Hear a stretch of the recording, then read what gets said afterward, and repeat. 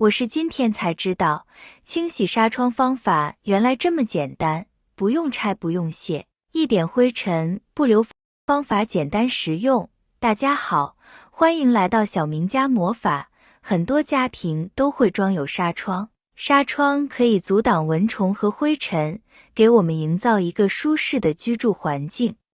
可由于纱窗每天都要接触到灰尘，再加上结构的问题，用一段时间之后，纱窗上就会布满灰尘。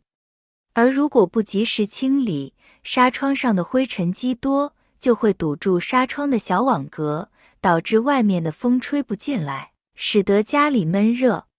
也有可能会把灰尘吹到家中，导致家里都是细菌与灰尘，因此纱窗需要定期清理。但纱窗比较难拆，清洗起来很麻烦，应该怎么办呢？今天就给大家分享不需要拆就可以清理纱窗的方法，让大家的纱窗干净如新。如果你家纱窗也特别脏了，那么就一起来看一下吧。现在口罩成为了我们出门的必需品，口罩可以防灰尘和病毒，让我们出行更为安全。但除了可以防病毒和灰尘外，口罩还有清洗纱窗的用途。口罩是用无纺布制作的，比较柔软，在擦拭纱窗时不会脱丝或是粘棉。用口罩来擦拭窗户，可以把纱窗清洗得更为干净，但在用口罩清洗窗户之前，我们还需要自制一个清洁剂。因为一般的清洁剂很难处理掉纱窗上顽固的污垢，所以我们一定要用强力的清洁剂，才能把纱窗清洗干净。清洁液别去外面买，这个经过一个夏天的日晒照射，纱窗都比较脆，所以我们要用温和一点的。首先准备食用的小苏打，这种食用小苏打它是弱碱性的，用来清洁纱窗的，不用担心过强的酸碱会把纱窗腐蚀坏。接着咱们再准备一些牙膏，牙膏本身不仅具有清洁效果，而且里面有非常多的细小颗粒，可以摩擦掉纱窗上面的油脂、脏东西，还有污垢。我们再准备一些食盐，食盐里面也有非常多的粗糙的颗粒，而这些颗粒也是可以帮助清洁的。之后加入一些洗洁精，洗洁精去油去污，而且还可以除菌，并且大多数的洗洁精都会有淡淡的柠檬香或者橘子香，清洁好之后，纱窗也会自带香味，给它混合均匀。其实清洁纱窗和清洁其他东西还不太一样，纱窗上面只有那种细细的丝，剩下的全都是网眼，我们配好的清洁液很多都挂不住，喷在上面之后就从那些小网眼喷到后面去了。所以我们调制好的清洁液是属于泡沫一样的状态，可以挂在纱窗上的网面上，像面糊一样的就是最后调好的状态，它的质地非常粘稠，而且泡沫非常细腻，像是平时吃的奶油蛋糕上面的奶油一样。接着拿出一个一次性的口罩，这种一次性口罩两边都是无纺布，既有韧性，这些纤维在接触到窗纱的时候又可以增大摩擦力，这样清洗起来的话就会比较轻松，并且用这种一次性口罩便宜。用完之后直接扔掉，也不用担心浪费。这些泡沫涂抹在纱窗上，就可以用很长的时间去溶解上面的油渍和污渍，这样静置过后，上面的脏东西和污渍基本上都已经慢慢溶解，等一会儿我们用口罩去刷的时候，就会比较的简单轻松，不费力气。